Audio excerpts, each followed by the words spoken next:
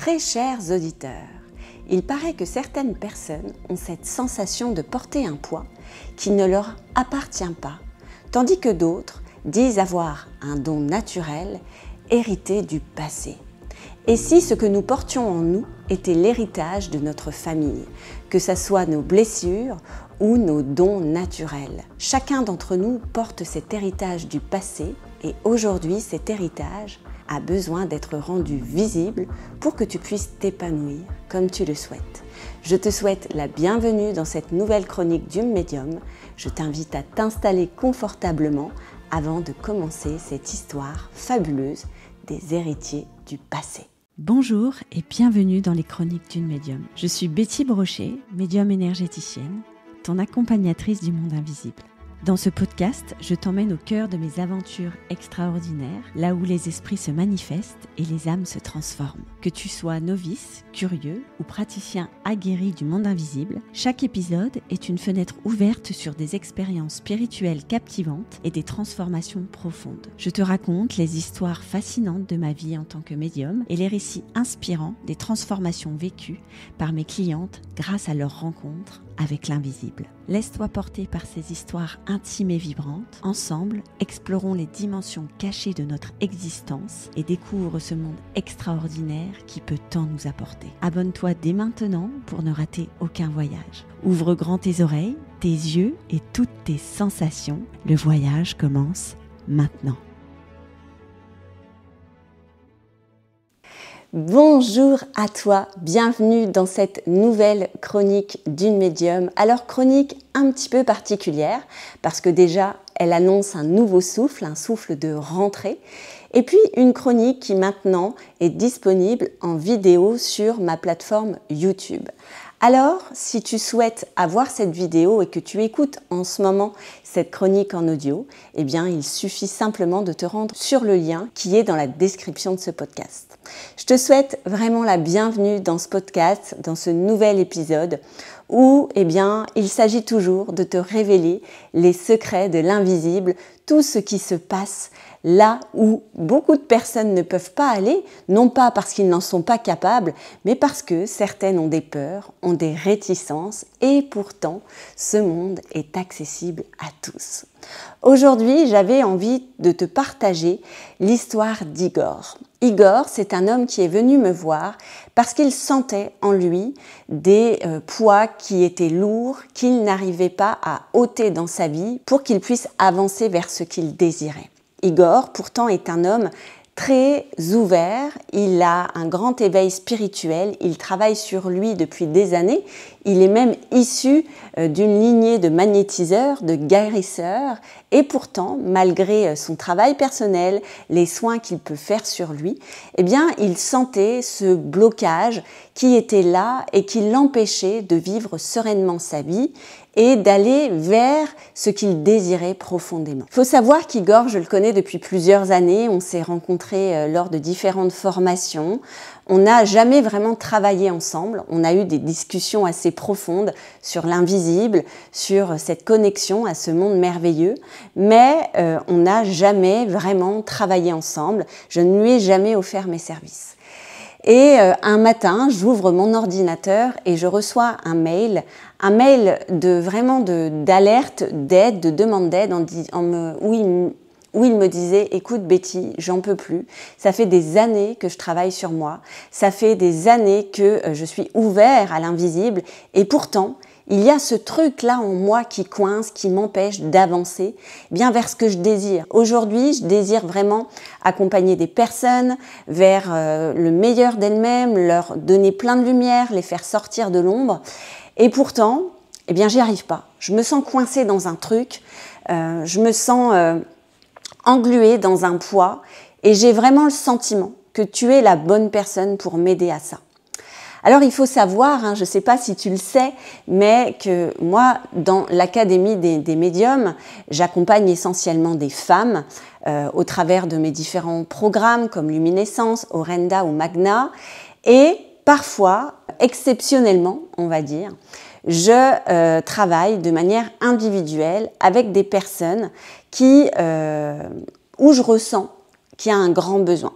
Alors très souvent, ces personnes sont des hommes Et ils viennent me voir un petit peu en secret comme ça pour venir chercher leur aide. Et quand je sens qu'effectivement il y a un blocage majeur dans leur vie, qu'il y a quelque chose à les débloquer, mais quelque chose qui est très profond, eh bien j'aime prendre ce temps avec eux pour les accompagner individuellement. C'est un accompagnement qui dure environ 2 mois.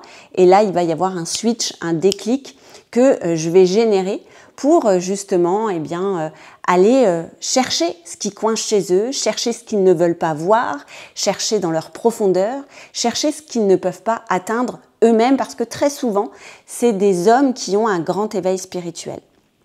Et donc, on prend ce temps avec Igor de discuter, et très rapidement, je détecte chez lui quelque chose en lien avec sa lignée. Il faut savoir qu'Igor est issu d'une lignée de magnétiseurs. C'est un homme qui a un papa, qui a des dons, qui soigne avec les mains, mais qui n'a jamais vraiment assumé cette part-là de lui-même. Par contre, il a un grand-père qui était, parce qu'il n'est plus de ce monde, un dirigeant d'entreprise, et qui à côté proposait des soins de manière gratuite, offerte aux personnes qui venaient vers lui de manière, on va dire, par le bouche à oreille. Et donc c'était un grand magnétiseur qui libérait les âmes, qui offrait des soins de guérison, qui réparait les corps. Igor me dit qu'il a une énorme admiration pour son grand-père, contrairement à son père. Et là, je sens qu'il y a vraiment une colère, quelque chose qui n'est pas réparé, quelque chose qui est là, présent en lui, et qui l'empêche de se révéler pleinement. Pourquoi a-t-il autant d'admiration pour son grand-père et autant d'aversion pour son père, alors que ce sont tous les deux des hommes qui ont des capacités énergétiques, de connexion à l'invisible, qui soignent avec les mains? Et au fil de la discussion, en fait, il me dit que son père a été très dur avec lui, qu'il lui a offert une enfance difficile, qu'il a été très exigeant, c'était le premier de sa fratrie, et qu'il n'a jamais, finalement, qu'il a cette sensation en tout cas, que son père n'a jamais accepté ses dons, ses capacités à soigner. Lui, Igor, depuis enfant, a cette connexion à l'invisible, il a toujours vu les entités, les esprits, il a toujours ressenti l'invisible. Et alors que son père, lui aussi, a cette connexion-là, il sent un barrage net. Et il n'a jamais compris, en fait, pourquoi il ne l'autorisait pas à se connecter à cette part de lui. Alors que lui avait cette capacité-là, et que son grand-père l'avait aussi. Et ça, on sent dans la discussion que c'est vraiment un gros problème. Il a un héritage du passé qu'il ne peut pas exploiter à 100%. Et à ce moment-là, ce cadeau qui vient de ses héritiers devient un poison, une blessure, un fardeau. Alors, Igor me raconte tout ça et je vois qu'il y a quelque chose de profond à aller gratter, quelque chose de sombre à aller gratter entre lui et son père. Alors, comme d'habitude, quand je fais des accompagnements comme ça individuels, je prends ce temps de discussion et après, je vais faire une lecture d'âme, je vais aller voyager dans l'énergie de la personne, dans ses annales akashiques pour voir ce qui s'y passe. Et immédiatement, c'est une évidence, le père arrive, il y a une connexion défunt. Il y a une connexion défunt qui se joue ici et le père, évidemment, qui n'est plus de ce monde, arrive pour faire son repentir. Il est là et il demande 1000 pardons à Igor. Vraiment, il s'excuse. Il se prosterne même, je le vois, qui lui dit « Mais excuse-moi, pardonne-moi, je n'ai pas voulu te faire de mal, j'ai simplement voulu te protéger. » Et cette phrase-là, elle résonne très très fort en Igor. Parce que là où il y avait de la violence dans le papa, dans la vie en fait, dans la matière, lorsqu'il était là en tant que père, lorsqu'il y avait des limites, lorsqu'il y avait de l'interdiction à poser, eh bien finalement chez le père d'Igor, c'était un geste de protection. Ce geste-là, eh bien, quand il l'explique en tant que père, en tant que défunt, il lui dit que en fait, il a voulu le protéger parce que lui a hérité aussi de ce don et que ça l'a plus empoisonné qu'autre chose. D'ailleurs, il sentait l'invisible dans son quotidien, il le voyait, il guérissait par les mains, mais il n'a jamais su maîtriser ce don, il n'a jamais su quoi en faire. Si bien qu'il s'est jeté dans l'alcool pour se couper en fait de ses sensations. Et ça, Igor ne l'avait jamais perçu. Il avait simplement perçu un père qui était très sévère avec lui et un père alcoolique. Mais en fait, ce qui se passait pour le père d'Igor, c'est qu'il ne maîtrisait pas du tout ce qu'il se passait en lui. Et la question qui est souvent à se poser, quand tu ressens en fait des choses qui sont connectées à l'invisible, d'abord, la première chose à laquelle je t'invite à réfléchir ou peut-être même à discuter avec ta lignée, c'est est-ce que dans la famille, il y a des non-dits au sujet de cette connexion à l'invisible. Tu sais comme moi que l'invisible est encore tabou et dans les années précédentes encore plus, j'ai envie de te dire. Et donc, on n'en parle pas forcément. Rares sont les familles qui discutent ouvertement des esprits, des âmes errantes. Et si toi, tu ressens cette connexion à l'invisible aujourd'hui, tu as ce sentiment de porter un poids par rapport à tout ça, la première chose que je t'invite à faire, c'est d'aller en discuter avec ta mère, avec ta grand-mère, avec ton grand-père, avec ton père, parce que, effectivement, parfois, il y a des surprises. Il y a des connexions à l'invisible qui sont là, mais qui ne sont juste pas dites ouvertement. Personnellement, c'est ce qui m'est arrivé. Moi, je suis connectée depuis toute petite. Je fais des rêves étranges, j'ai des sensations étranges, je ressens énormément mon environnement et les émotions des autres. Et très longtemps, cette connexion à l'invisible a été pour moi un fardeau, clairement. Bouffée d'angoisse sur bouffée d'angoisse, j'avais du mal à respirer dans cette vie qui m'oppressait. Et puis quand j'ai découvert que c'était de la connexion à l'invisible, bah là, j'ai eu soulagement parce que d'abord, je mettais de la compréhension sur ce qui se passait en moi. Et puis quand je l'ai vraiment assumé, cette partie de moi-là, que j'ai commencé à en discuter autour de moi, bizarrement, les langues ont commencé à se délier. Ma sœur m'appelle pour me dire qu'elle voit les morts, très clairement. Elle voit des gens au bout de son lit. Au bout de 35 ans de vie, moi j'en avais 42, elle m'apprend qu'elle voit les morts au bout de son lit, alors qu'on a vécu des années ensemble. Ma mère me révèle à demi-mot qu'elle aussi ressent les gens, ressent les émotions et que c'est parfois difficile pour elle, mais que ça l'a aidée dans son travail d'aide-soignante. Et puis ma grand-mère, qui elle était une grande hypersensible, qui n'a jamais finalement révélé ce qu'elle ressentait et qui est morte d'un cancer parce qu'elle a eu en fait cette connexion-là.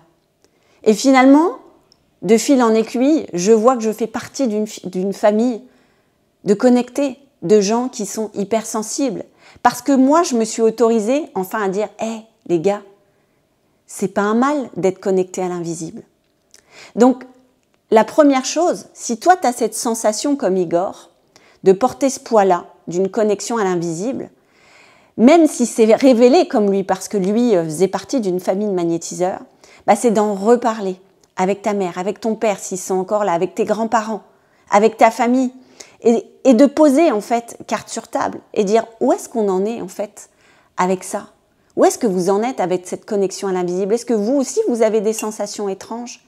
Et là, je peux te garantir que tu peux être surprise. Et puis la seconde chose, peut-être qu'il est important de faire avec les membres de ta famille, c'est de parler d'ouvertement ce que tu as pu ressentir jeune, enfant ou peut-être même encore aujourd'hui.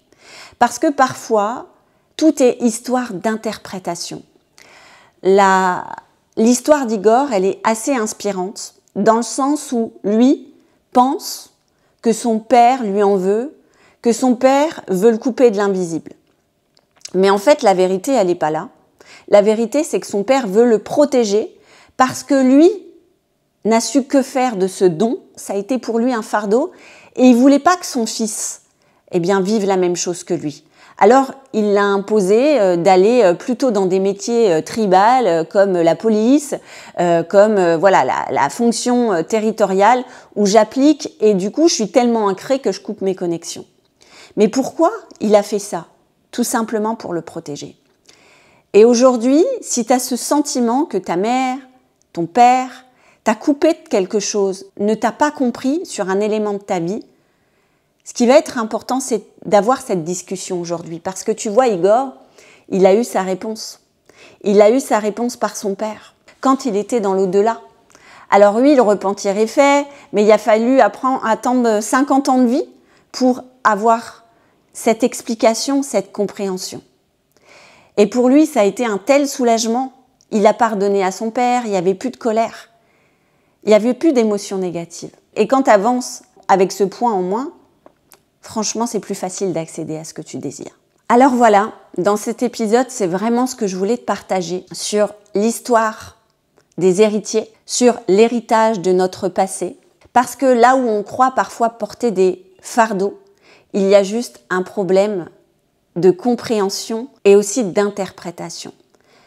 La parole, c'est vraiment le secret pour te sentir mieux. Tant que tu n'as pas exprimé tes émotions, tant que tu n'as pas dit ce que tu ressentais aux gens qui sont autour de toi, tu vas être dans cette continuelle interprétation de ta vie, de tes émotions, mais aussi de ce que éventuellement l'autre pense. Sauf que tu n'es pas dans sa tête. Tu ne peux pas savoir exactement ce qu'il pense, ce qu'il ressent. Il a sa propre histoire de vie, il a ses propres expériences. Et toi, tu n'es pas en mesure de savoir exactement ce qu'il ressent. Et ça, c'est vraiment un problème. C'est vraiment le problème, j'ai envie de dire, de l'humain. C'est qu'il est dans cette éternelle interprétation. L'interprétation de ce que fait l'autre, de ce que dit l'autre, de ce que pourrait penser l'autre. Et autour de ça, on se crée des histoires qui sont fausses et des histoires qui nous amènent même à une forme de vie et d'existence. Alors si j'avais un conseil à te donner au travers de cet épisode, c'est vraiment de t'autoriser à parler, à dire ce que tu ressens, à dire ce que tu as compris de certaines choses de la vie et à aussi poser des questions aux personnes qui sont autour de toi pour remettre la vérité autour de toi, au sein de ta famille, au sein de tes descendants et de tes ancêtres. C'est important. Tant que tu ne parles pas, tant que tu restes dans l'interprétation, le risque, c'est que ton existence soit en dehors de la réalité. Et là où tu vas trouver ton épanouissement, c'est lorsque tu cherches justement le vrai en toi et autour de toi. Ne cherche pas à interpréter, mais simplement à déceler la vérité. Ne cherche pas à juger, mais simplement à aimer l'autre de par ses expériences, de par ce qu'il a vécu. Il a fait ce qu'il a pu avec ce qu'il avait pour toi. Et ça, c'est le plus important, être dans la tolérance, l'amour de l'autre et dans le pardon. Je peux te garantir que si tu t'éveilles avec cette forme d'énergie, ta vie va changer. Tu n'auras plus d'adversité avec tes ancêtres. Tu n'auras plus d'adversité avec tes parents, avec tes enfants même. Parce que tu les comprendras, parce que tu sauras pourquoi ils ont fait ça. Et très certainement, eh bien, tu découvriras que tout ce qu'ils ont fait pour toi, c'était pour te protéger. Alors évidemment, il y a des extrêmes. Je suis tout à fait consciente que certains parents sont violents, sont abusifs, parce qu'ils portent aussi de la colère et de la violence et qu'il n'y a aucune forme de protection ici. Je ne vis pas dans un monde de bisounours, je le sais. Il y a aussi des humains qui sont malsains. Il y a aussi des personnes qui font du mal par plaisir. On est d'accord. Mais les 3/4 des humains, quand même, sont des êtres bons et les 3/4 des parents, des grands-parents cherchent à nous protéger, à nous faire du bien. En tout cas, ce que j'ai envie vraiment de te révéler au sein de cet épisode, c'est d'aller chercher au fond de toi cet amour qui réside pour toi, parce que tu es la priorité et aussi l'amour de l'autre et chercher à le comprendre dans ce qu'il a vécu de par ses expériences. Parce que chacun fait ce qu'il peut avec ce qu'il a, on fait tous des erreurs, on essaye tous de grandir avec ce qu'on a vécu et pour personne, c'est une évidence. Pour terminer cet épisode, je vais te donner un petit exercice très simple pour justement exorciser cet héritage du passé. Ce que tu peux faire, c'est de prendre autant de feuilles de papier que tu le veux et un crayon et de t'adresser à toutes les personnes qui sont autour de toi, qu'ils soient défunts ou encore vivants, et vraiment libérer ce que tu as à libérer par écrit. Je t'invite à faire une lettre pour chaque personne. Si tu ressens vraiment des émotions négatives envers 3 personnes, par exemple, écris 3 lettres. Ces 3 lettres, tu vas les écrire et tu vas vraiment dire tout ce que tu as à dire parce que c'est important, c'est une forme d'exorcisme. Tu vas écrire. Tu peux dire des gros mots, tu peux insulter et tu peux vraiment libérer ça. Ce qui va être important, c'est que tu finis toujours ta lettre par une énergie d'amour. On part de la libération, de la colère, voilà tout ce que j'ai envie de te dire et on finit cette lettre par une énergie de pardon. Et tu vas voir qu'en toi, ce switch va se faire et ça va changer l'énergie. Une fois que tu as fait ça, il y a 2 possibilités. Une demande plus de courage. Si la personne est encore vivante, eh bien lui donner et lui dire voilà, j'avais besoin de t'écrire ça. Dans un geste d'amour et de pardon, parce que normalement tu as fini dans cette énergie-là. Et la deuxième possibilité, c'est qu'une fois que tu sens que l'énergie de pardon circule à travers toi quand tu as terminé cette lettre, eh bien cette lettre, pour terminer l'exorcisme, tu la brûles à l'extérieur. Et là, tu vas ressentir vraiment que cet héritage du passé négatif, eh bien c'est switché en positif et que ce que tu as porté de lourd est maintenant plus léger et peut-être même que tu peux en faire une force supplémentaire pour avancer dans la vie. Ça, c'est un exercice très intéressant et je t'invite à le faire vraiment si tu as ce ressenti-là. Moi, c'est quelque chose que je propose très souvent à mes clients et je peux te garantir que ça marche. Je l'ai fait aussi pour moi et ça a très très bien fonctionné. Alors aujourd'hui, ce que tu portes en toi, qu'il soit conscient ou inconscient, qu'il soit un héritage positif ou négatif, sache qu'il peut se transformer. Avec Igor, tout s'est transformé. Aujourd'hui, il s'est libéré de poids énormes qui lui permettent de s'autoriser enfin à être la personne qu'il désire, qui lui permettent enfin de pardonner à son père, envers qui il avait eu tellement de colère. Et aujourd'hui, il est un homme sain, serein. Et quand on avance en paix, je peux te dire que c'est beaucoup plus simple d'atteindre ses objectifs de vie. Alors, je t'invite à faire la même chose et je te dis à la prochaine fois pour un nouvel épisode. Bye!